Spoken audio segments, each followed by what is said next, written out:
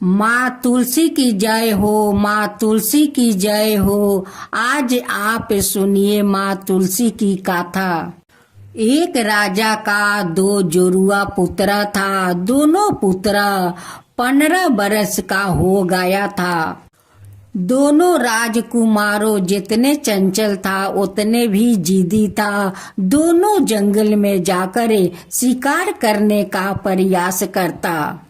दोनों राजकुमारों जंगल में जा रहे थे शिकारे करने कि वैसे ही एक साधु रास्ते में सरंगी बजाते हुए आ रहे थे। अब तो दोनों राजकुमारों को उस साधु पर नजर पड़ा और दोनों राजकुमार साधु का पास पहुंच गया। साधु से दोनों कहने लगा कि साधु इस सरंगी को मुझे दे दो, हम दोनों बजाएंगे। साधु कहते हैं कि बच्चों अभी तुम लोग बहुत छोटे हो, जब 12 हो जाना तब जाकर सरंगी बजाना। साधु ने दोनों बच्चों को प्यार से समझाता रहा, लेकिन दोनों राजकुमार समझने के लिए तो तैयार नहीं था।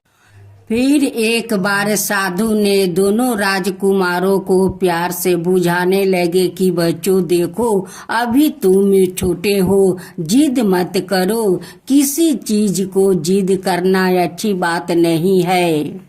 दोनों राजकुमार कहने लगे कि ठीक है साधु, तुम अपना सरंगी दे दो, हम लोग जिद नहीं करेंगे। तुम अपना रास्ता जाना, हम लोग अपना रास्ता चले जाएंगे। दोनों राजकुमार कहने लगे कि जब तक तुम मुझे सरंगी नहीं दोगे तब तक हम लोग तुम्हारा रास्ता नहीं छोड़ेंगे। अब तो ये बात सुनते ही साधु का क्रोध आ गया और दोनों को श्राप दे दिया कि जाओ तुम लोग मरकर सांप का पेट में जन्म लेना। राजकुमारों को दोनों को आत्माओं निकल कर साधु जी को क्षमा अर्चना करने लगे कि हे साधु जी हमें माफ कर दीजिए, हम लोग आपके साथ बहुत अपराध किया है, आपको हम लोग अपराधी है, साधु जी मुझे क्षमा कर दीजिए। दोनों राजकुमार कहने लगे कि हे साधु जी आप तो बताइए कि हम लोग कब तक सांप का पेट में रहेंगे, कब हम लोग अपना रूप में आएंगे, आया है नहीं। साधु ने कहा कि तुम लोग एक दिन हीरा और मोती का सेवन करना होगा और तुलसी का सामने तुम लोग के जाना होगा, वही बताएगी कि तुम लोग कब तक सांप रहोगे और कब तुम लोग अपना रूप में आओगे, वही बताएगी। दोनों राजकुमार मरकर सांप का पेट में जाकर जन्म ले लिया। कुछ दिन का बाद सांप अंडा देती है, अंडा को सेवती है। उसी 2 अंडे में राजकुमार थे। एक दिन सांप अपना सारा अंडा फटाती है और सभी बच्चों को पालती है। किसी गांव में एक राग और रागिनी थी। राजा और सेठ का महल में जाकर वो लोग दोनों निद्रा करते थे। कुछ दिन का बाद रागिनी अपना सुंदर पुत्री को जन्म देती है। जन्म देने के बाद राग ब्राह्मण को बुलाते हैं और कहते हैं कि ब्राह्मण देव मेरी पुत्री का आप नाम और करण कीजिए। जब ब्राह्मण देव पंदिरिका निकाल कर देखने लगे तब कहते हैं कि हे महाराज आपका पुत्री तो कोई साधारण पुत्री नहीं है, ये तो माँ तुलसी ब्रह्मचारिणी का रूप में जन्म ली है। जब आपका पुत्री बड़ी हो जाएगी तब वो अपना कभी शादी नहीं करेगी, वो माँ तुलसी का ब्रह्मचारिणी भक्त बनकर रह जाएगी। राग रागनी कहते हैं कि हे ब्राह्मण देव, एक कैसा संजोग है कि मेरे पुत्री एक ब्रह्मचारिणी का रूप में जन्म ली है। ब्राह्मण देव कहते हैं कि जजमान, ये तो विधाता ही जाने, वो विधाता का लिखा तो कोई नहीं मिटा सकता है। वो ही जानते हैं कि ये एक ऐसा संजोग है भगवान की आप मेरे बेटी को भाग्य में लिख दिया है। रागिनी अपना बेटी को फूलमती नाम रखती है और दोनों मिलकर अपना बेटी को पोषण पालन करते हैं। देखते देखते फूलमती 5 बरस के हो जाती है। एक दिन एक तुलसी के पेड़ लियाकर अपना आंगना में रोप देती है। उस तुलसी को फूलमती पूजा करने लगती है। अब तो फूलमती उस माँ तुलसी का पूजा में लीन हो जाती है। देखते देखते फूलमती तो बड़ी हो जाती है और जो तुलसी के पेड़ में वो पूजा करती है उस तुलसी का पेड़ में फूल से भर जाता है और उसी फूल के पंखुड़ी में हीरा मोती पकड़ता है। दिन को पंखुड़ी फूल को बंद रहते हैं और जब रात होते हैं तो उस पंखुड़ी खोलकर हीरा मोती नीचे झड़ जाता है। वही दोनों सांप का बच्चा आता है, आया कर हीरा मोती चुनकर खाकर चले जाते हैं। रोज दोनों सांप का बच्चा आकर हीरा मोती गिरे हुए चुनकर खाकर चले जाते। लेकिन फूलमती को तो पता नहीं है कि जो तुलसी का पेड़ में वो पूजा करती है उसी तुलसी का पेड़ में हीरा मोती पकड़ता है। एक दिन माँ तुलसी ध्यान पर बैठी हुई थी। दोनों सांप का माँ तुलसी पर नजर पड़ा। वो दोनों जाकर माँ तुलसी के सामने फोना उठाकर बैठ जाते हैं और माँ तुलसी का ध्यान टूटने का इंतजार करते हैं। जब माँ तुलसी का ध्यान टूटा आया अपना आंख खोली तो दोनों सांप का बच्चा अपना सामने देख कर कहने लगी कि ये तो कोई सांप नहीं है, ये तो दोनों बालक राजकुमार है। माँ तुलसी सोचने लगी कि यही दोनों बालक को उस ब्रह्मचारिणी का गोद में डाल देती हूँ कि एक दिन यही दोनों बालक उनकी सहारा बन जाएंगे। एक दिन माँ तुलसी फूलमती के सपना में आकर दर्शन देती है और दोनों बालक के बारे में सारा कहानी बताती है। माँ तुलसी कहती है कि हे फूलमती बेटी, मैं तो तुम्हारा श्रद्धा भक्ति देख कर मैं बहुत प्रसन्न हूँ। मैं तुम्हें एक उपहार देना चाहती हूँ। हे ब्रह्मचारिणी बेटी, मैं तुम्हें ऐसा उपहार दूंगी कि तुम्हारा जीने का सहारा होगा, तुम्हें थामने का लाठी होगा।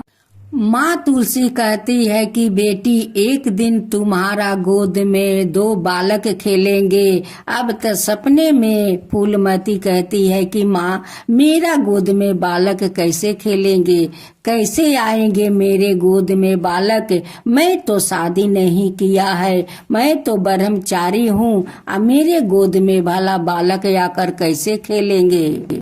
माँ तुलसी कहती है कि सुनो बेटी, वो दोनों बालक के बारे में मैं तुम्हें कहानी सुनाती हूँ। देखो, वो दोनों बालक राजा का पुत्र था। एक दिन दोनों बालक एक साधु जा रहा था सरंगी बजाते हुए।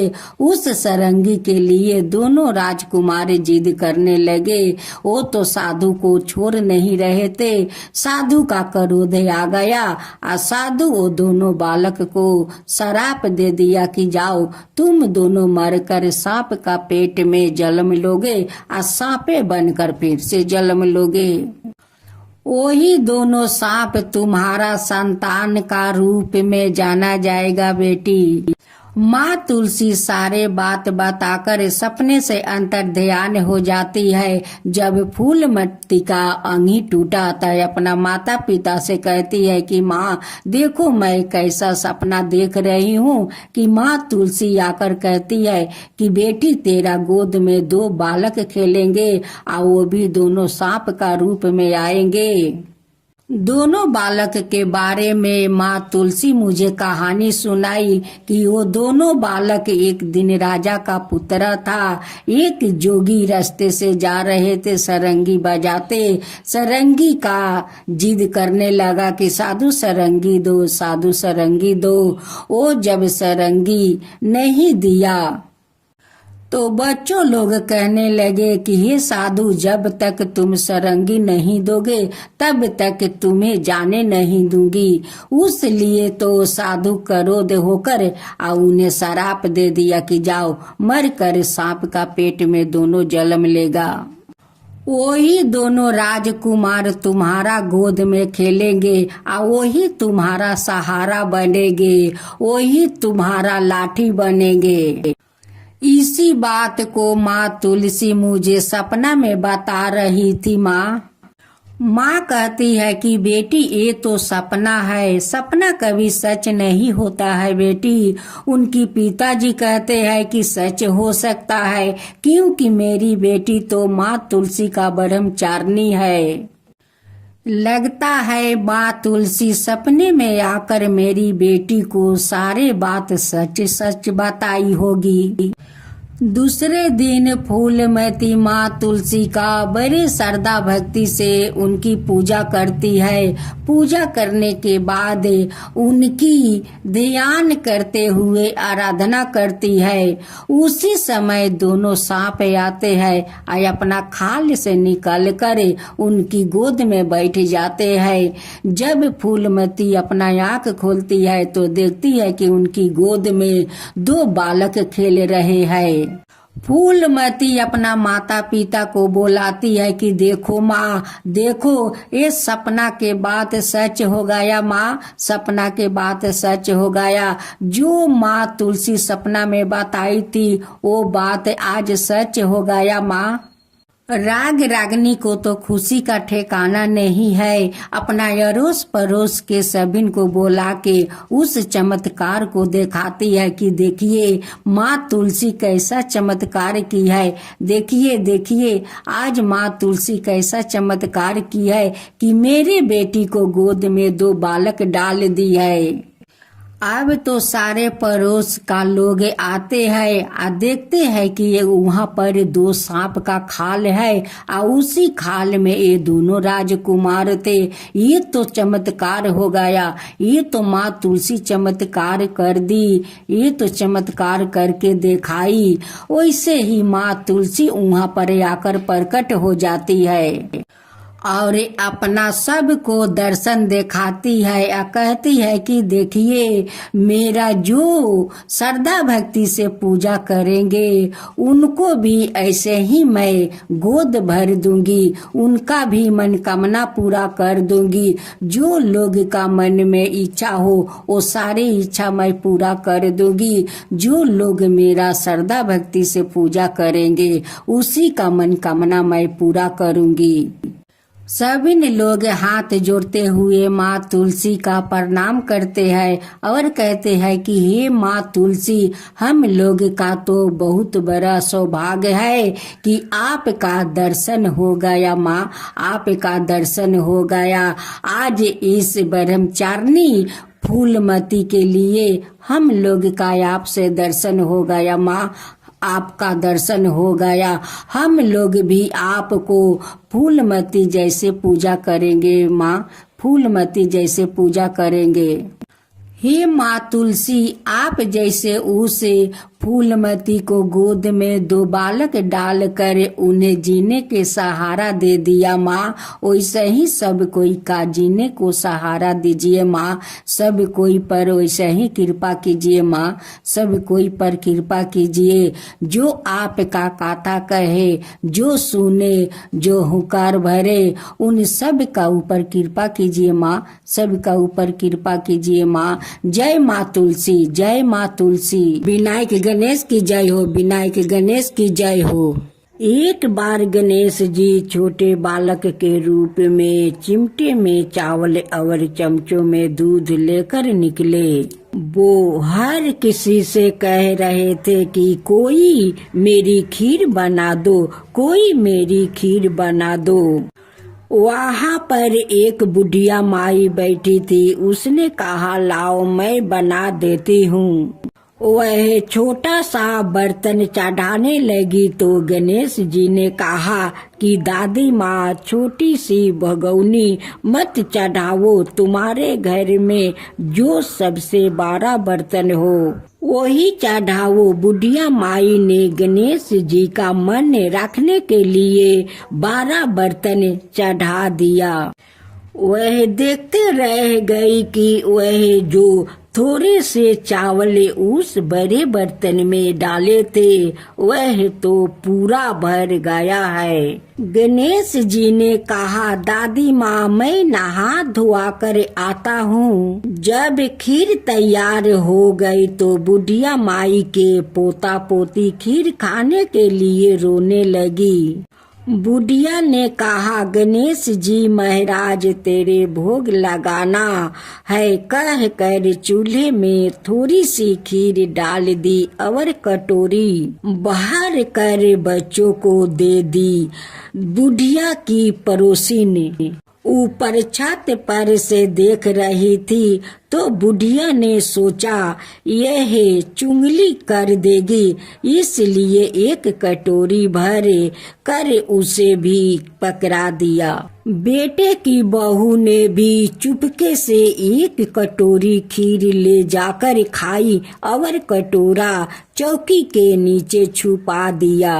अभी भी गणेश जी नहाकर नहीं आए थे और बुढ़िया को भी भूख लग रही थी, तो वह भी एक कटोरी में खीर डाल कर केवाड़ के पीछे बैठकर एक बार फिर कहा कि गणेश जी महाराज, आपके भोग लगे।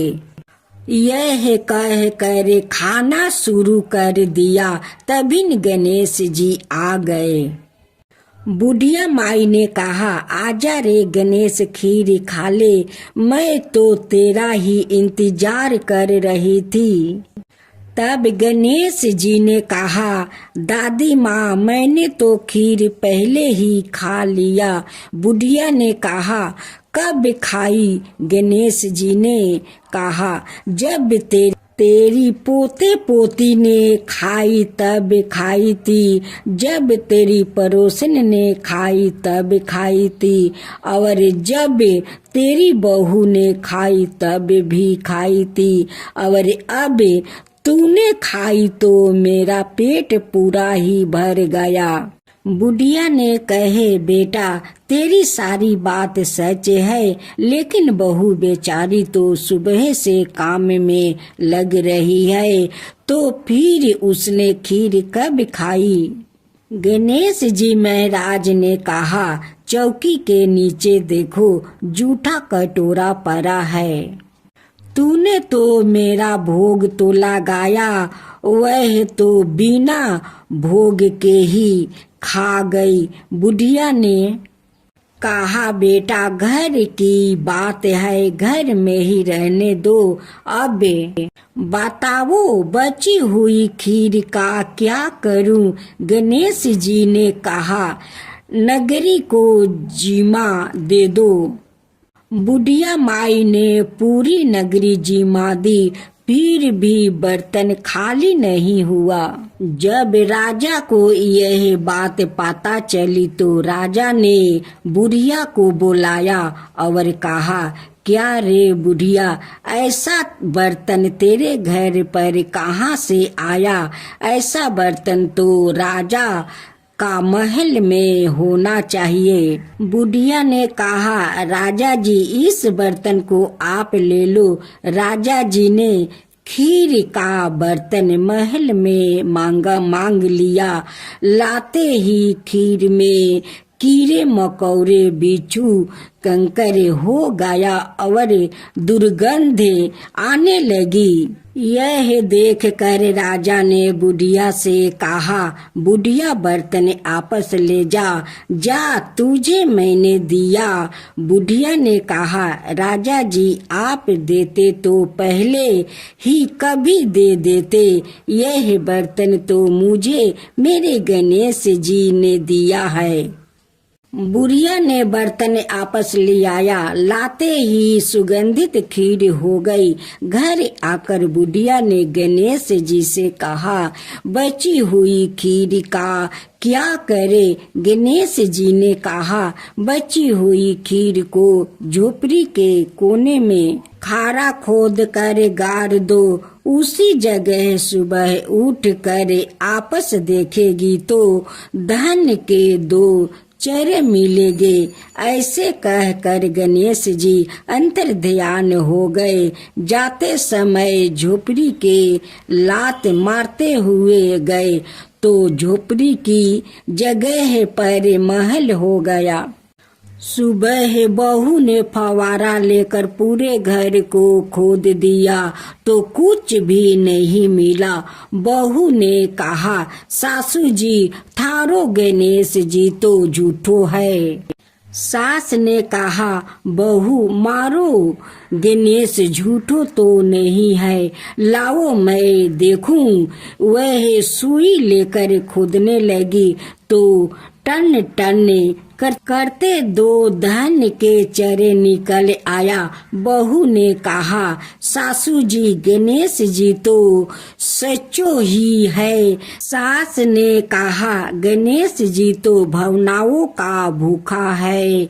हे गजानंद गणेश जी महाराज, जैसे अपने बुढ़िया को दिया वैसे सबको देना। हे विनायक जी की कहानी कहने वालों, हुंकारे भरने वालों और आस पास के सभी सुनने वालों सबको देना। आश्विन मास का बृहस्पति देव का कथा सुनाने जा रही हूँ। इस कथा को आप लोग जरूर सुनिएगा। बृहस्पति देव की जय हो, बृहस्पति देव की जय हो। प्राचीन समय की बात है। एक नगर में एक बड़ा व्यापारी रहा करता था। वो जहाजों में माल लाद कर दूसरे शहर में भेजा करता था। जिस प्रकार वो अधिक कमाता था उस प्रकार वो जी खोल कर दान करता था। परंतु उनकी पत्नी बहुत कंजूस थी, किसी को एक दाना भी दान नहीं करने देती थी। जब व्यापारी कहीं बाहर व्यापार करने चला गया, बृहस्पति देव एक भिखारी का रूप धारण करते हुए उनकी पत्नी के पास आए भिक्षा मांगने। व्यापारी का पत्नी बृहस्पति देव से बोली, हे साधु महाराज, दान पुण्य से तो मैं बहुत तंग हो गया हूँ। आप कोई ऐसा उपाय बताइए कि हमारा सारा धन नष्ट हो जाए, मैं आराम से रह सकूं। ये सारा धन लुटाते हुए मैं नहीं देख सकती। बृहस्पति देव ने कहा, हे देवी, तुम तो बहुत विचित्रा हो। अन्न और धन से कोई दुखी होता है। अगर तुम्हारे पास अधिक धन है तो तुम शुभ काम में लगाओ, कुंवारी कन्याओं को विवाह करवाओ, बिगलाए बाग बगीचा को निर्माण कराओ। अगर तुम शुभ कार्य करो तो तुम्हारा लोग परलोक के सुधार हो सकता है। साधु का बातों से व्यापारी का पत्नी का खुशी नहीं हुई। मुझे ऐसा धन का जरूरत नहीं है कि मैं दान दूं। अगर तुम्हारी ऐसी इच्छा है तो तुम एक काम करो, बृहस्पतिवार का दिन अपना घर गोबर से लीपो, अपना केशों को पीली माटी से धोना, धोते समय स्नान करना और व्यापारी से कहना कि यो हजामत बनवाए, कपड़ा अपना घरों में धोवे। ऐसे करने से तुम्हारा सारा धन नष्ट हो जाएगा। इतना कहकर बृहस्पति देव अंतर ध्यान हो जाते हैं। बृहस्पति देव का कहे अनुसार व्यापारी का पत्नी वैसा ही किया। केवल 3 बृहस्पतिवार हुआ और उनकी सारे धन संपत्ति सारे नष्ट हो गया और वो परलोक सिधार गई। जब व्यापारी आपस आया, जब आकर उसने देखा कि उनकी सारा संपत्ति तो नष्ट हो चुका है, व्यापारी अपना पुत्री को सांत्वना दी और दूसरी नगर में जाकर बस गया। जंगल से लकड़ियाँ काट कर लाया करता और शहर में ले जाकर वो बेचा करता। उसने अपना वैसे ही जिंदगी बिताने लगा। एक दिन व्यापारी का पुत्री दही खाने का इच्छा व्यापारी के सामने जाहिर की। व्यापारी का पास तो 1 पैसा नहीं था कि वो दही खरीद सके। व्यापारी अपना पुत्री को आश्वासन देकर वो जंगल में लकड़ी काटने चला गया। एक वृक्ष का नीचे बैठ जाता है और अपना दशा पर विचार करके वो रोने लगता है। उस दिन बृहस्पतिवार का दिन था। उस दिन बृहस्पति देव अपना साधु का रूप धारण करते हुए सेठ का पास जाते हैं और कहते हैं कि ये मनुष्य, तुम इस जंगल में क्यों बैठे हो? व्यापारी कहते हैं कि महाराज, आप तो सब कुछ जानते हैं। इतना कहकर व्यापारी अपना कहानी सुनाकर वो रो पड़ा। बृहस्पति देव कहते हैं कि देखो बेटा, तुम्हारा पत्नी तो बृहस्पति देव को अपमान किया है, इसी कारण से तुम्हारा इस हालत हुआ है। लेकिन अब तुम चिंता मत करो। गुरुवार का दिन बृहस्पति देव का तुम पाठ करो और 2 पैसे के गुड़ और चाना लाकर उस लोटा में और शक्कर डाल दो और अमृत प्रसाद बना लो। अपना परिवारों और कथा सुनने वालों में बांट दो। सवाए अमृत और प्रसाद के लो, भगवान तुम्हारा जरूर कल्याण करेंगे। साधु का बात सुनकर व्यापारी बोला कि महाराज, मेरे पास तो इतना नहीं बचता है कि मैं अपना पुत्री को दही खरीद कर ला सकूं। इस बात पर साधु बाबा बोले कि देखो, तुम जंगल से लकड़ियाँ काट कर शहर में ले जाकर बेचो, पहले से तुम्हारा अधिक चौगुनी मिलेंगे कि जिससे तुम्हारा सारा कार्य सिद्ध हो जाएंगे। जंगल में जाकर लकड़ी काटा और लकड़ी लेकर वो शहर में निकल पारा और शहर में ले जाकर बहुत अच्छे दाम में बिका गया। उसी से अपना पुत्री को लिए दही खरीद कर लाया और गुरुवार का पूजा हेतु वो गुड़ चाना सब किन कर लाया। प्रसाद सबको बांटा और स्वयं प्रसाद को खाया। उस दिन से उनकी सारा तकलीफ दूर होने लगा। अगले बृहस्पतिवार का दिन वो कथा कहना भूल गया। अगले दिन एक राजा जगों का बड़ा आयोजन रखा। पूरा नगर वासियों के लिए भोजन का बंदोबस्त किया। राजा का अनुसार पूरा नगर का लोग उस राजा का महल में भोजन करने गए। व्यापारी और व्यापारी का पुत्री को जाने में थोड़ा विलम्ब हो गया। राजा दोनों को अपना महल में बुलाकर ले गया और भोजन करवाया। व्यापारी और उनकी पुत्री भोजन करके लौट आया। तब रानी जाकर देखती है उसकी टंगे हुए हार वहाँ से गायब है। रानी को संदेह व्यापारी और व्यापारी का पुत्री पर हुआ। व्यापारी और व्यापारी का पुत्री पर रानी को संदेह हुआ। रानी कहती है कि उनकी पुत्री मेरी हार चुराई है। राजा का अनुसार करवास की वो दोनों को कोठरी में कैद कर दिया गया। उस दोनों कोठरी में परे परे अत्यंत दुखित हुआ। व्यापारी ने बृहस्पति देव को याद किया। बृहस्पति देव प्रकट हो गए। प्रकट होकर उन्हें याद करवाए। उन्होंने सलाह दिया कि कैद खाने के दरवाजे पर जो तुम्हें पैसा मिलेगा मुनका मंगवा कर बृहस्पति देव का तुम पूजा करना, तुम्हारा सारे दुख दूर हो जाएगा। कैद खाने के दरवाजे पर उन्हें 2 पैसे मिले। सड़क पर एक स्त्री जा रही थी। व्यापारी उसे बुलाकर कहते हैं कि बहन मुझे गुड़ और चना ला दो। उस स्त्री ने बोली कि मैं तो अपना बहू के लिए गहने खरीदने जा रही हूँ, मुझे तो समय नहीं है।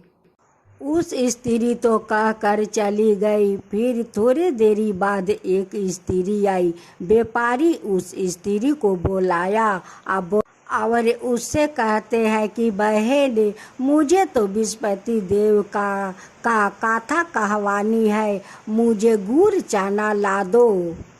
जब उस स्त्री ने बृहस्पति देव का नाम सुनी तो कहने लगी कि भाई मैं आपका पहले गुड़ चना ला देती हूँ।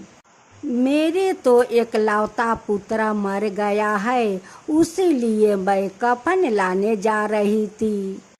पहले मैं आपको काम कर दूंगी, तब जाकर अपना पुत्र को कफन लाने जाऊंगी। उस स्त्री ने बाजार जाकर गुड़ चना ले आई। सवाए बृहस्पति देव को वो कथा सुनी। पूजा समाप्त होने पर उस स्त्री अपना घर आई। घर आकर देखती है सभी लोग राम राम सत्य है कहते हुए शमशान ले जाने के लिए सब लोग तैयारी कर रहे थे।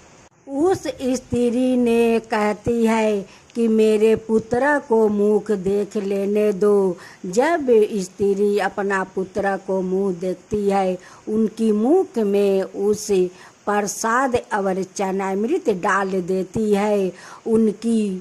उनकी मुख में उनकी पुत्रा पुनः जीवित हो जाते हैं। जो पहला स्त्री बृहस्पति देव को निरादर किया, जब उस औरत अपना पुत्र वधू के लिए गहना लेकर लौट रही थी, उनकी पुत्रा घोड़ी पर बैठकर जैसे निकले वैसे घोड़ी ऐसी उछाल मारी कि उनकी पुत्रा धरती पर गिरकर मर गया। उस स्त्री ने रो रो कर बृहस्पति देव से क्षमा याचना करने लगी। बृहस्पति देव साधु रूप धारण करते हुए उस स्त्री के पास पहुंचकर कहते हैं कि हे देवी, तुम्हें विलाप करने का कोई जरूरत नहीं है। ये तो बृहस्पति देव को अनादर करने के कारण हुआ है। मेरे भक्त के पास जाकर क्षमा मांगो, तभी तुम्हारा मनोकामना पूरी होगी। उस स्त्री ने जेल में जाकर व्यापारी से माफी मांगी और बृहस्पति देव को कथा भी सुनी। कथा समाप्त होने पर उस स्त्री ने प्रसाद और चरणामृत लेकर अपना घर आई। उस स्त्री ने अपना मृतक पुत्र को मुख में प्रसाद और चरणामृत डाल देती है। उस प्रसाद का प्रभाव से उनकर मरे हुए पुत्र पुनः जीवित होकर बैठ जाते हैं।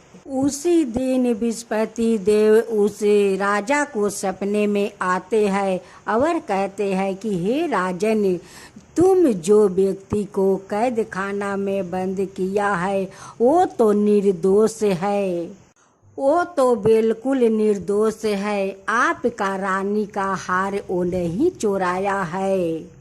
जब रानी और राजा निकले तो देखते हैं कि उनकी हार उस खूंटी पर लटके हुए है। राजा दोनों को रिहाई करवा देते हैं और राजा ने उस व्यापारी का पुत्री को अधिक राजे देकर उन्हें विवाह करवा देते हैं और हीरा जवाहरात उन्हें दहेज में देते हैं।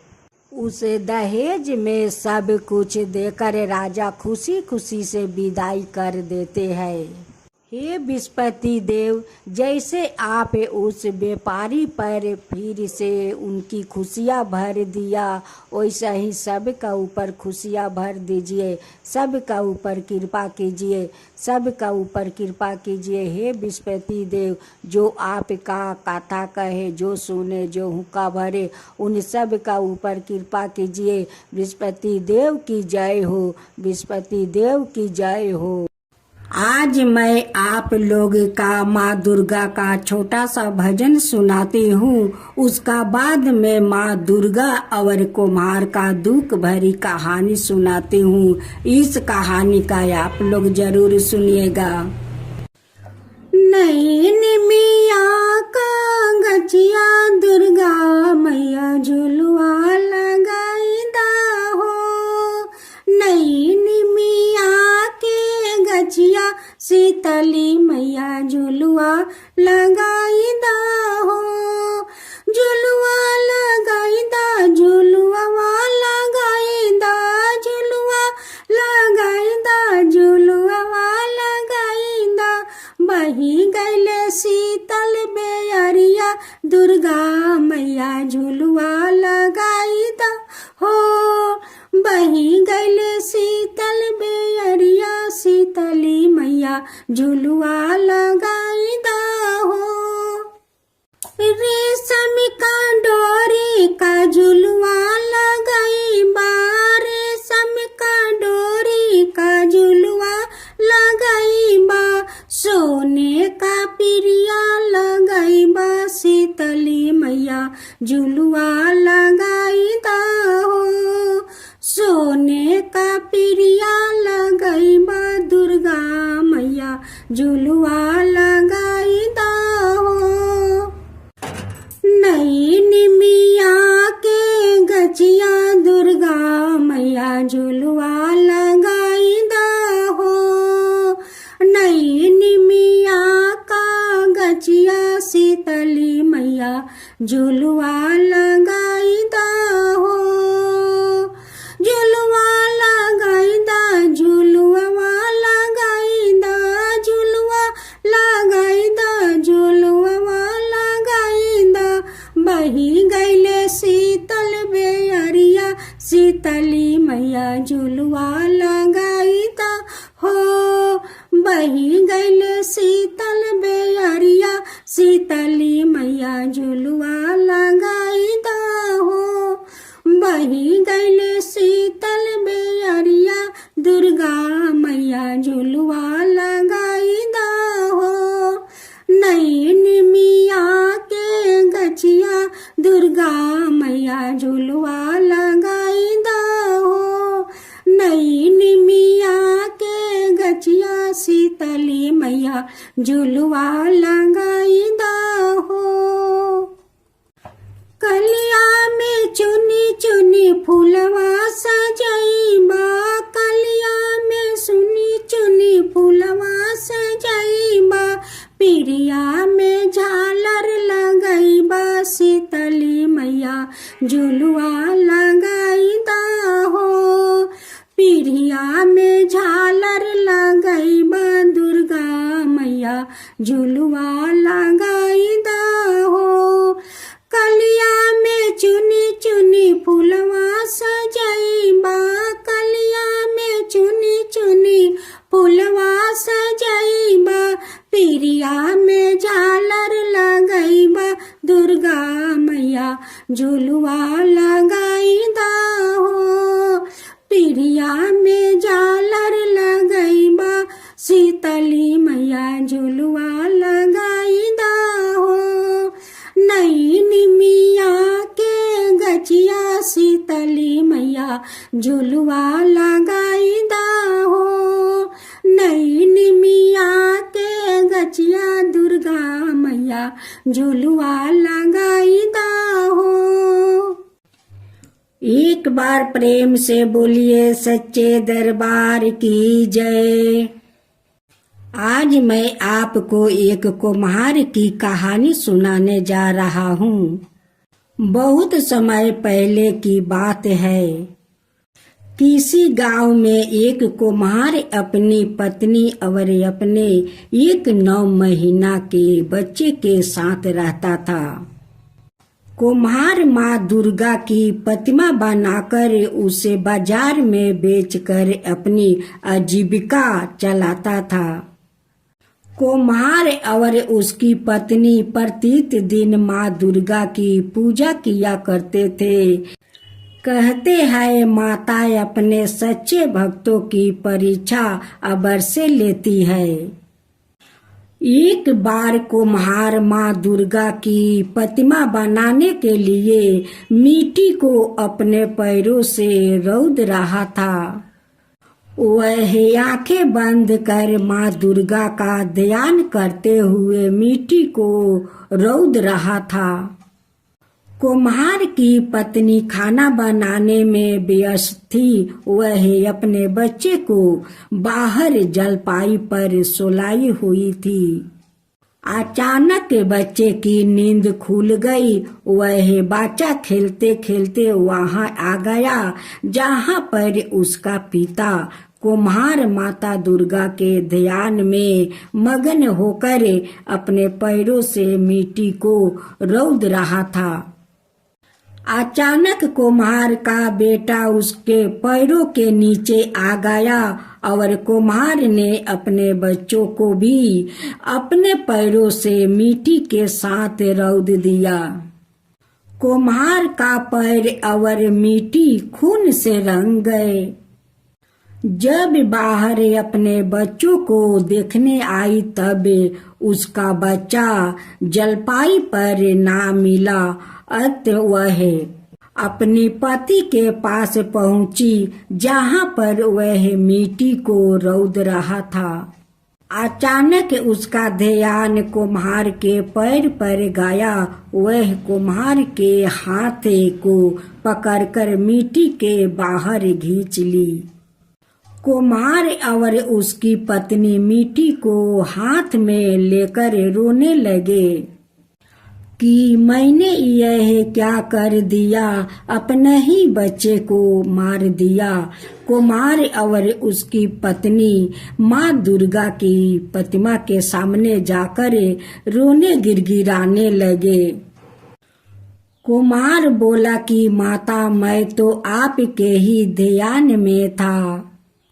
यदि हमारा बच्चा हमें ना मिला तो हम दोनों अपनी जान दे देंगे। माँ दुर्गा दोनों की प्रार्थना सुनकर प्रकट हुई।